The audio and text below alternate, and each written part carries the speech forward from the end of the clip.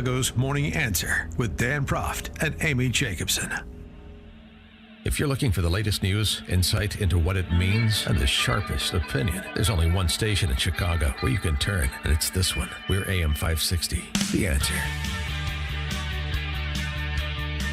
Good morning. Another busy day. We're John Anthony from Black and Right Radio here on AM 560 on Saturdays from 4 to 7. 4 to 7. Yeah, thanks for having us. Oh, yeah. It's always, every time you fill in. Every time. We have something catastrophic Yes. or something, newsworthy that affects You know our world, why, that right? affects our culture.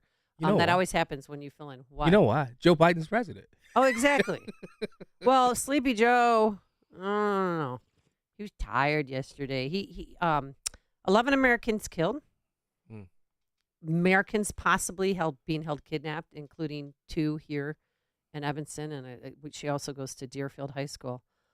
Couldn't come out, couldn't speak yesterday. He worked a half day yesterday, and they kept talking about a presidential lid. Yeah.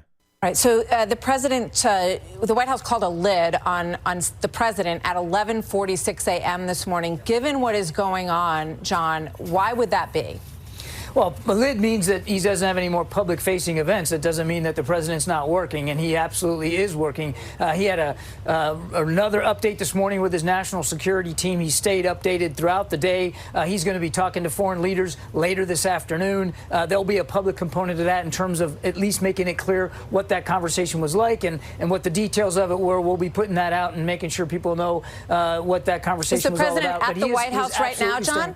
He is indeed, yes. All right, so why put a lid on today? There might be multiple opportunities when he might want to come out and address some of what's going on, given this urgent situation. You've got American hostages in Israel and 9 Americans dead. So doesn't that seem like a little odd to do on a Monday? A lid, again, is an administrative decision about whether or not there's a scheduled public event after the fact. Okay. But obviously, lids can be lifted. Lids can be changed. You know that. You've covered the White House. I don't have any public events to speak to today.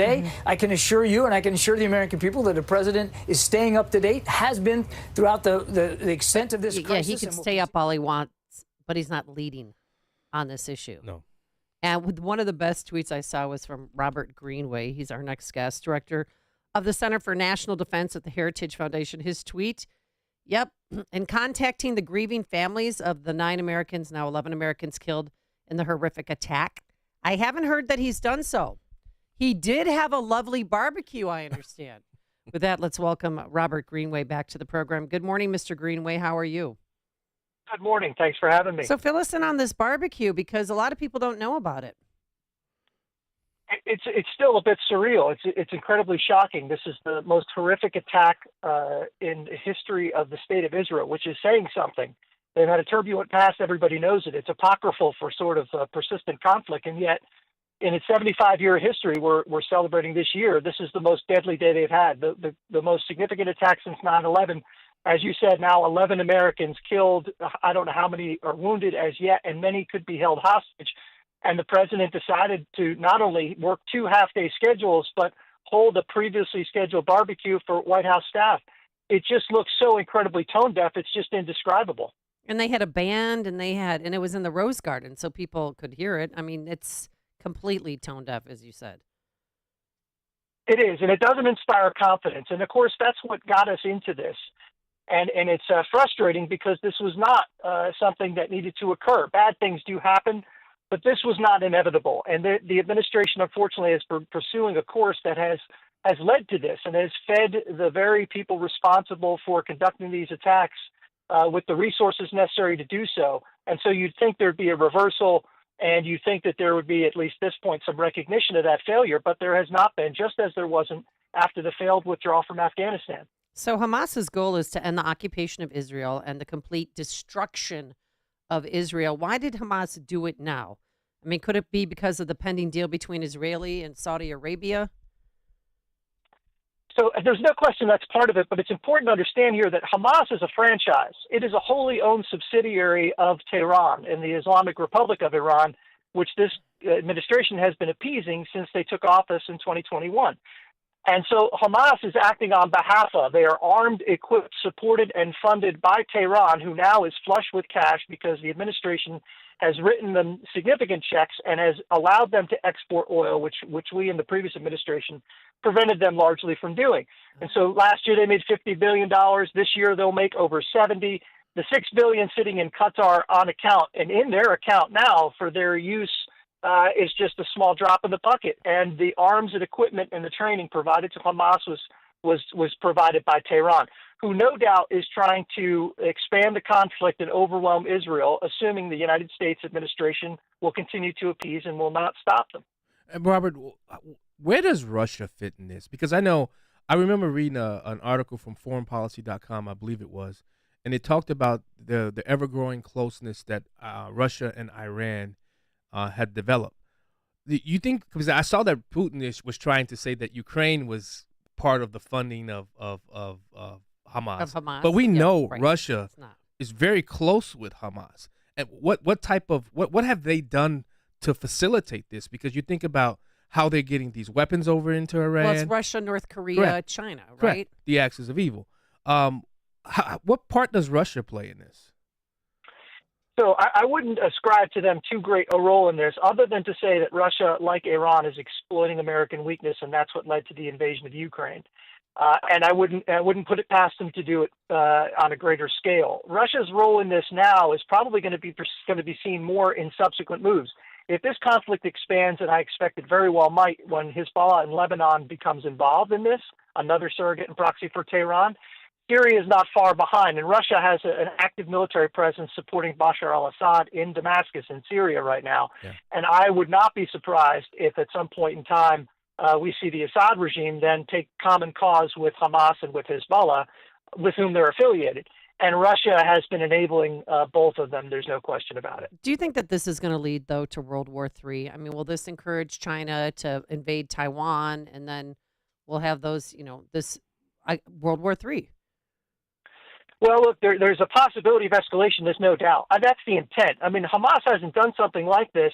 Tehran hasn't directed something like this in its history. And I think now they see an opportunity to get regional escalation, which would bring Israel to its knees.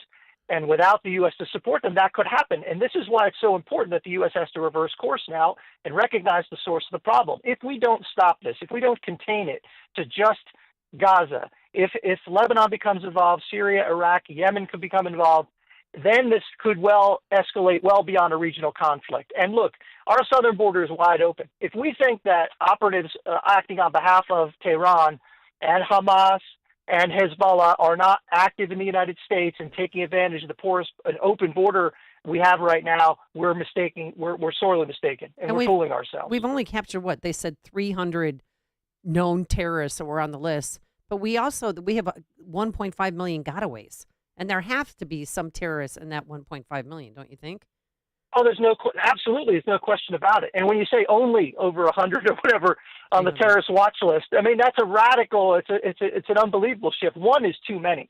When you get into the hundreds, it's ridiculous. You have to assume that the real number is much larger than that, and I'm certain that it is.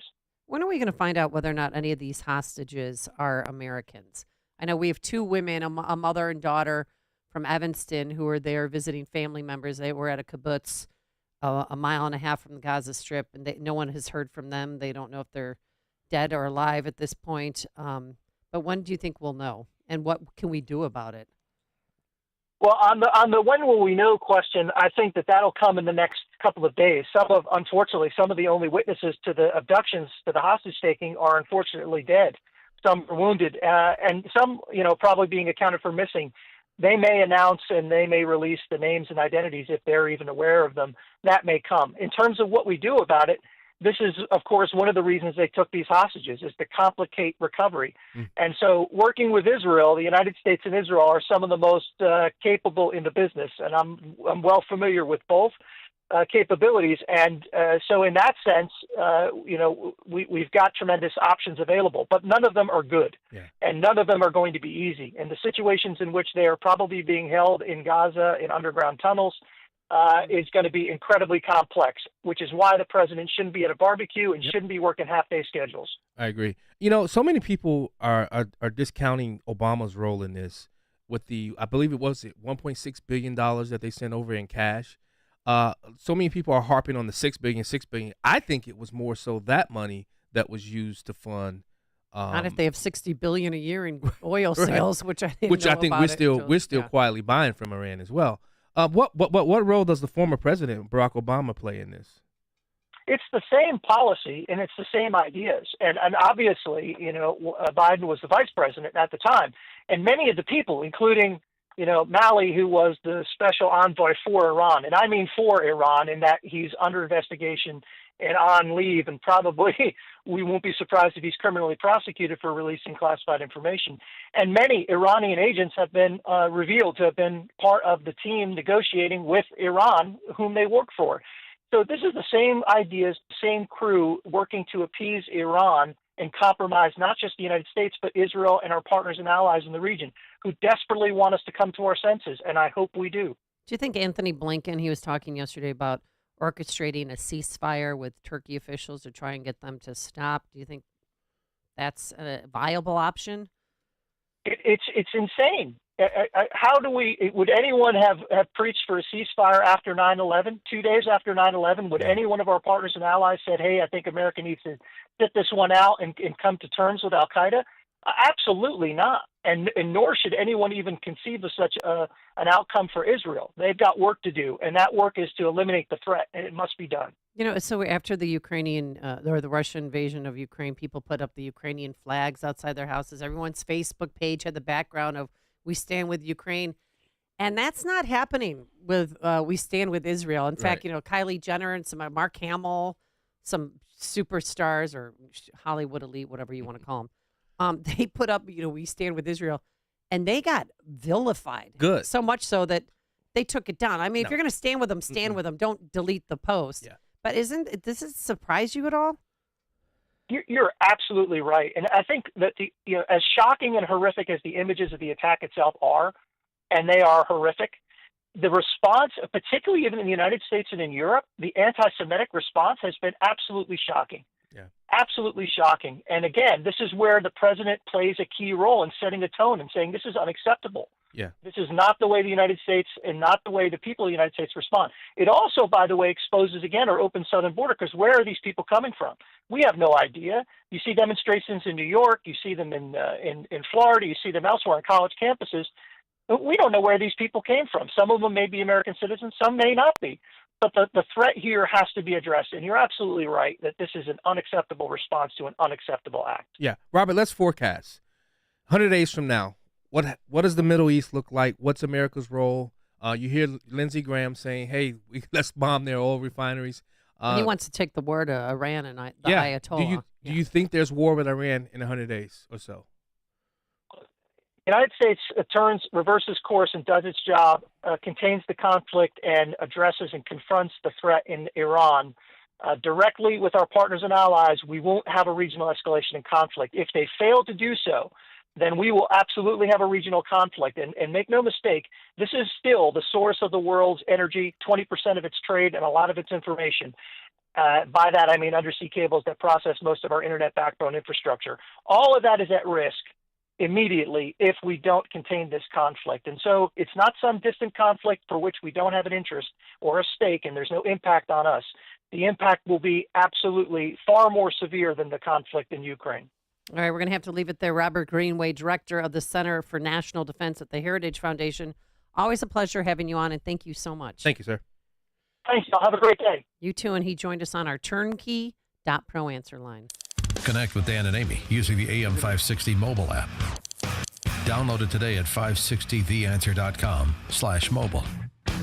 A storm is on the horizon, and you need to keep the lights on no matter what. Your business relies on the power being on 24/7. It's the lifeblood of your data and computer systems. Weather-related outages from the power company are not acceptable. Your need for a source of power that's reliable 24/7, along with round-the-clock service that can dispatch technicians to your site immediately, is mission critical. Your business needs Charles Equipment Energy Systems on speed dial. These are the big boys, not residential diesel or solar, but reliable industrial generators for emergency backup or events. When you need more than a 100-foot extension cord plugged into a small engine generator, call Charles Equipment Energy Systems. They keep the lights on with rental generators for job sites or power outages. A storm is on the horizon. Plan ahead.